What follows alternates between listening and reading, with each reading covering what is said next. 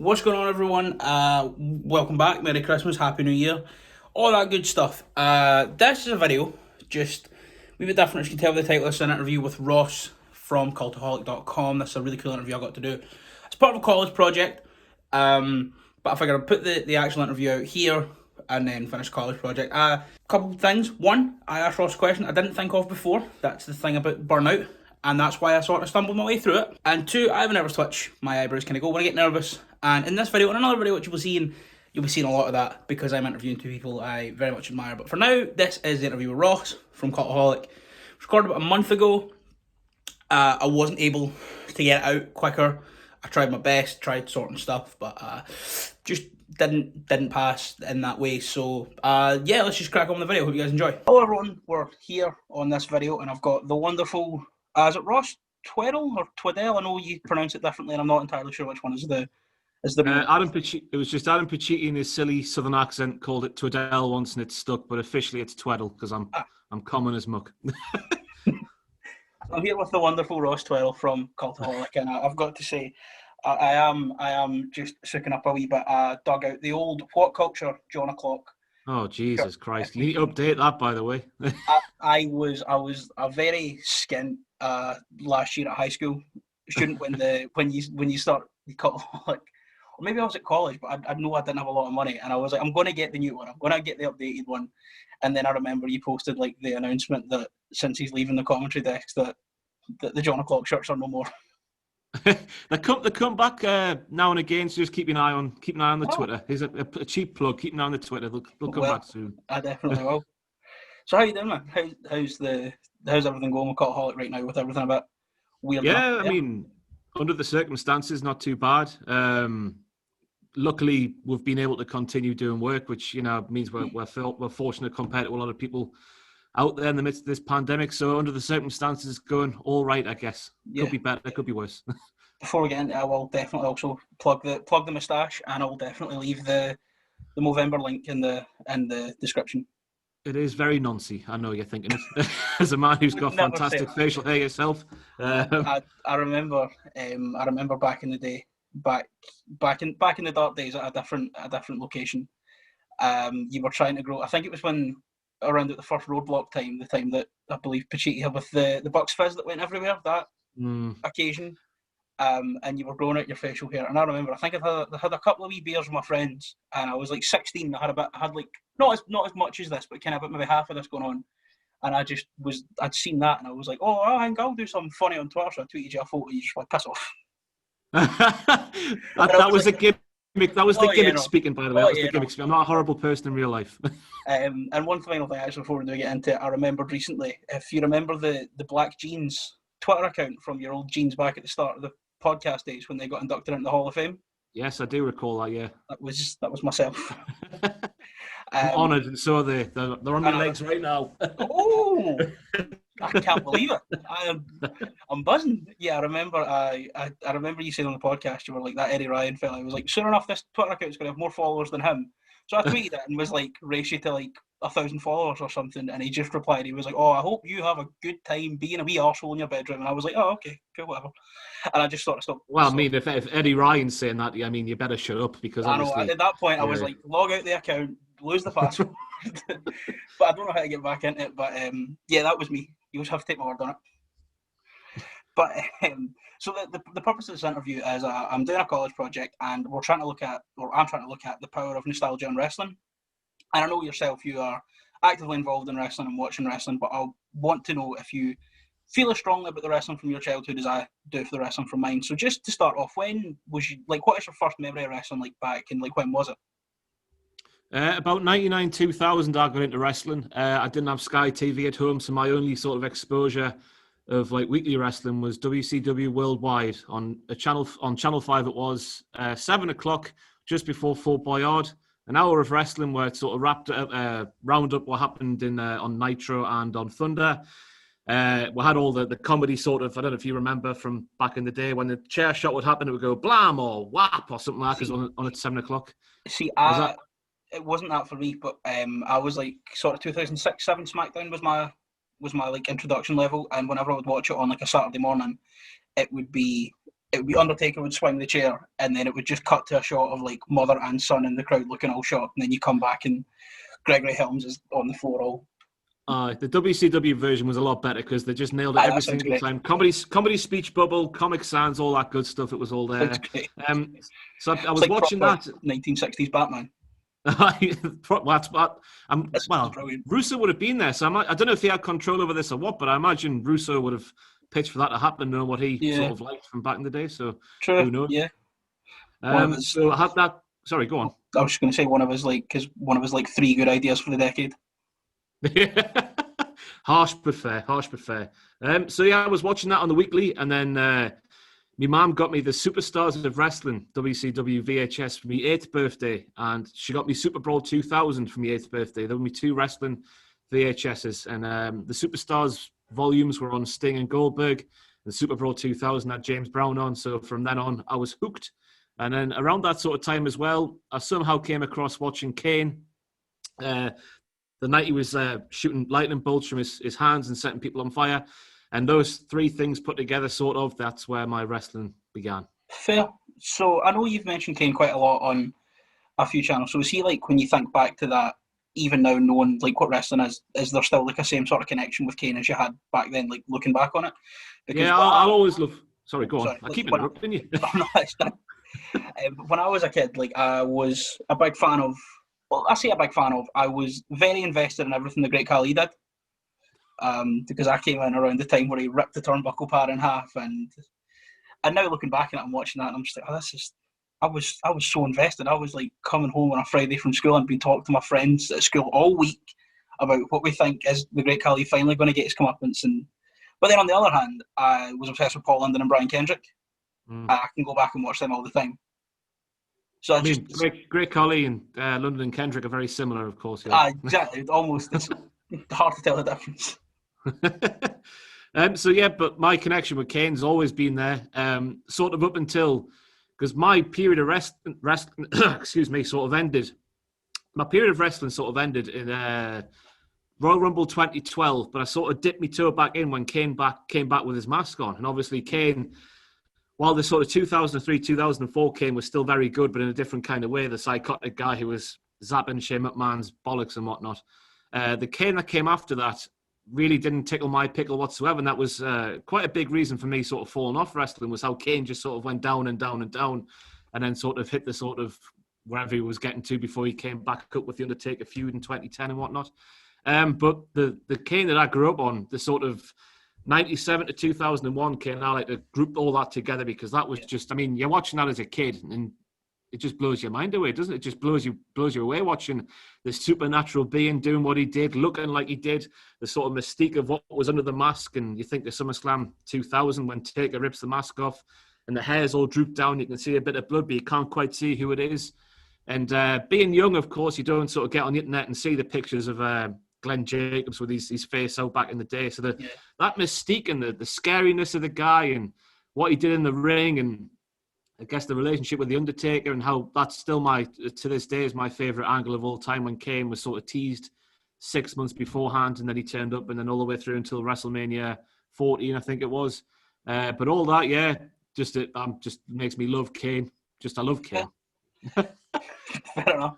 I don't know, you said like the Royal Rumble 2012 was sort of when you kind of started, like, you know, kind of messing around with wrestling again and dip your toe back in. Is there anyone from like that sort of period of time you've got a wee sort of connection with? Because I know for myself, I went through, it was around 2009, it was when I discovered TNA. It was because Vladimir Kozlov was doing his thing, and even at 9 I was like, this is naff, I don't care about this at all.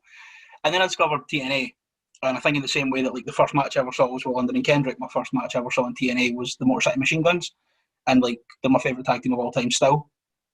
But there was a period of time where I was telling myself I don't like wrestling anymore, but I don't want to see what's happening. There's good stories in TNA that I want to close off before I like properly leave watching wrestling, and it never happened. But I look back at a lot of the stuff when I sort of eventually realised myself, oh, you still like wrestling, in a same sort of way that I look back at the early stuff.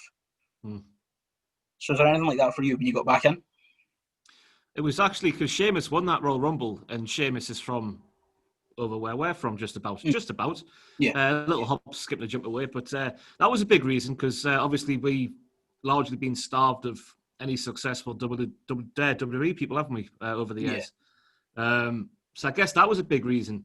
And I'm trying to think back to that period of time, but honestly, it wasn't so much people who were wrestling that got me hooked back on wrestling. It was just more the experience of getting together with the lads off my course and going around to one of their flats and having a beer and just having a laugh and like reminiscing about nostalgia that surrounded about wrestling. Yeah. Because yeah, we had that. I did that with a few of the boys off my course. It was weird because like I could, all my friends know I like wrestling, but I've only like my flatmate. I got him back into wrestling just because he couldn't sleep the night after, or he like couldn't sleep the night of Mania 34, and I was just talking to him, and I think I just texted him. I was like, an 8-year-old's just won the tag titles. What's going on here? And then he stuck Raw on the next night, and he's been in since. But we got a big like group of lads around for the Royal Rumble this year, and obviously we all grew up with Edge, and when that happened, that was quite surreal. That was wild. I had a question that's just disappeared. Oh yeah, I was going to say actually the thing about Sheamus. So I lived in Ireland for 7 years. I moved when I was 12, and then I moved back like a year and a half ago. And it was like that thing. I think it was Matthew said that he's one of his friends who's like got a Ghanaian family who's never watched wrestling, but they all know who Kofi Kingston is. Yeah. It's like that in Ireland with Sheamus. So like I'll have like friends of mine, stars, who are like, hey, he tells me you like wrestling. You know that Sheamus boy? Oh, I've seen him in the papers. He's just that total like national. Like everyone just knows who he is. Understandable as well. Yeah, I don't know if it's the same with Balor because I'm not sure, but I know that everyone definitely knows Sheamus. Mm. Yeah, this is one I just think. So obviously now wrestling is so easily accessible with like the internet, YouTube, like on demands, Twitter. Do you think it adds a lot to wrestling, even though you've got all the people like screaming and shouting, or do you think it sort of leads for some people to burn out? Because I know that I have a friend of mine who got back into wrestling, and he was on Twitter, and he was like, "Oh, Ricochet, I like this guy. I'm going to search out Ricochet," and then he was like, the Rascals were doing their stuff in PWG, and he just burnt himself out trying to find everything. So do you think it adds as much as it possibly could, or? Do you mean in sort of the just with your pal there, the frustration of not being able to find it, and then just getting fed up of not being able to find it? Yeah, pretty much. I guess yeah. It's a really hard question. That's a double-edged sword because on one hand, you could find your people like the Rascals or whatever, or Ricochet back in the day, and then find all their stuff and be happy as Larry. Or you could go down that route and get frustrated because you can't access that stuff, or you could find all the stuff and then become burned out because there is so much wrestling today, as there always has been, but there's so much more accessibility to wrestling. It's a really, I've got no idea how you answer that one because in my job, it's very easy to get burned out on wrestling just with the sheer amount of wrestling that, one company like WWE produces every single week. You got 3 hours on a Monday and then 2 hours on a Wednesday, 2 hours on a Friday, 17 hours on a Sunday once a month. I get that's a really tricky question to answer, and I'm not sure how to. Because I was going to say, like, do you think like now is the best time to be a wrestling fan, or? Oh yeah, definitely, 100%. Because people can go back and say, "Oh, the Attitude Era was better," and I guess you could say in some respects it was, but in some respects it wasn't. But if you're just a fan of professional wrestling and like sitting down and no matter. You haven't got that weird tribalism thing in your head where you have to like one company and then hate the other company, which I don't understand one bit.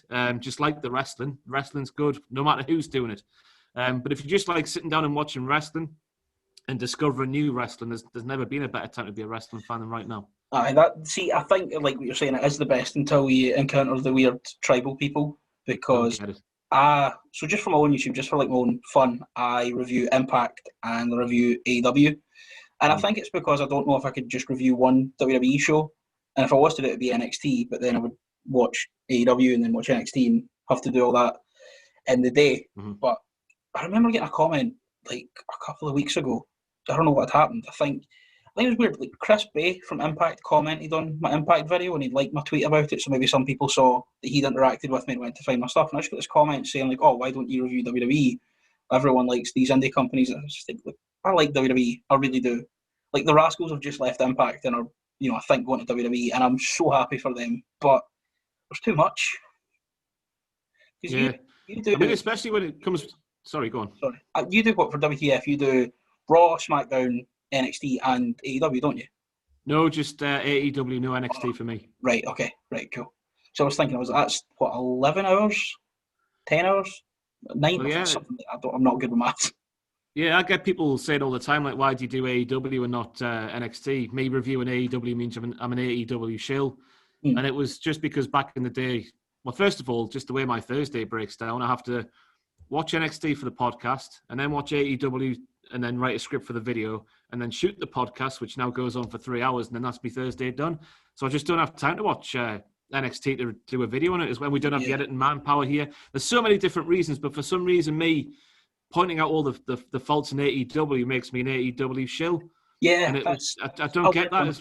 I don't get that at all because, another reason I don't do NXT is because I used to do them back at What Culture, and the videos, if I didn't proper look for stuff to talk about, they would have been about 30 seconds long because NXT back then, and it still is today, NXT is a very good wrestling show. Because I remember, back in the day, back in the What Culture days, I remember, we had to deal with the all the Vinceisms and all the this and that and all the mad stuff. But then you would do the takeover ones, and the only one that ever comes to mind is JBL on his laptop, having a great time. One too many tabs open. Oh, I mean, you've got to prepare for that. You've got to know what's going on. Yeah. Because I had my Netflix open with the other day, with the profile things, and I've just got stupid nicknames on it for me and my girlfriend. And then I posted a photo of because it was my birthday last week, and my cousin sent me a Just Eat voucher, so I posted a photo of that. And I was like, "Oh, thank you guys." And in the background photo, why are all these names in the background? And that's just something harmless, but JBL's was a lot more. Just a little bit. Just a wee tiny. I wasn't complaining though. I mean, you were loving that. Because I remember watching it. I remember being at my friend's watching that video go up, and I just remember obviously the big finger off the screen. I'm like, "Wait, what? JBL was not involved in this show whatsoever." And then that came up, and I had to stop it, and I just sat there on the edge of my pal's bed for 15 minutes, just laughing so hard. Oh, it was brilliant. I miss those days. You'd think he'd know better. You'd think he'd know better with his experience in the industry and TV and production and whatnot. Found out recently that he's got me blocked, and I think I have never interacted with him on Twitter, so maybe it was just back in the day, being a name we can't mention, Shell, Mr. Royalty Ross Shell back in the day. He must just be like, nope, don't like him. Yeah, that was a common thing. People always used to moan that people would sometimes just get mentioned in the same tweet as me and him, and then he must have just spent the entire time just seeing everybody mentioned in that tweet and then just blocking them whether they mentioned them or didn't. And I'm sorry about that if anyone sees this and then they were one of those people. I didn't mean for it to happen. I'm not a big fan of JBL anyway, so it doesn't really bother me. I don't think I followed him, so it's not like. So I know that Tony Schiavone also blocked me back in the day when Jack was on his Yeti rampage back in 2016. Yeah. And I think I just liked to tweet and got it, but I'm unblocked by Tony Schiavone now, which is great. I love him. Yeah, I love Tony Schiavone as well. So you a wholesome uncle. Oh, he really is.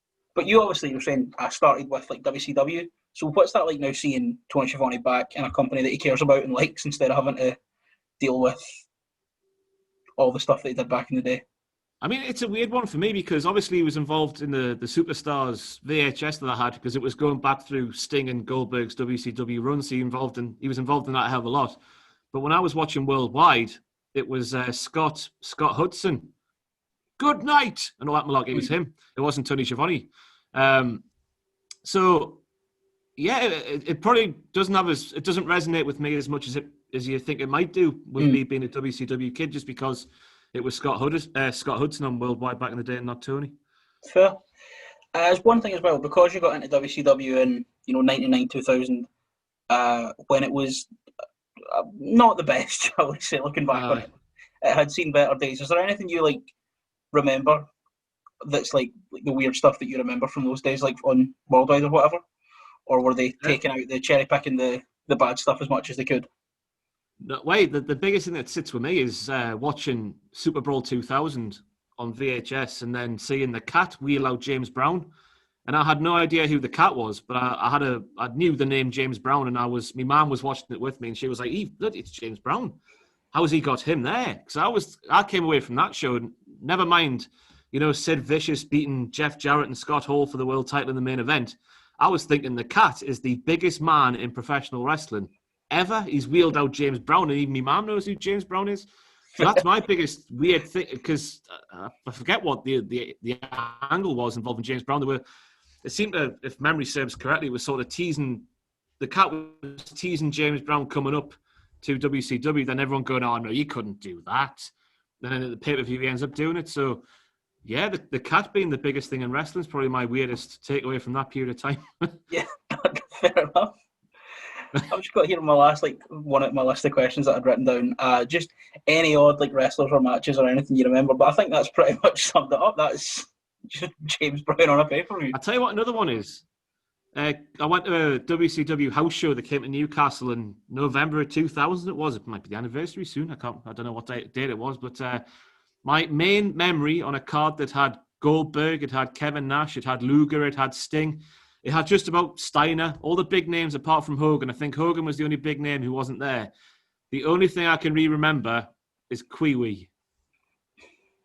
I'm unfamiliar with. I'm unfamiliar.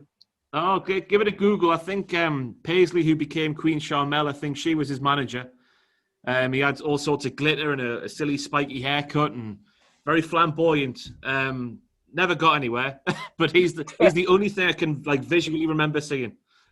I've got a sort of similar story. So I went to, I think it would have been 2005 or 6, so it was around about 6. And it was a Raw house show in Braehead in Glasgow.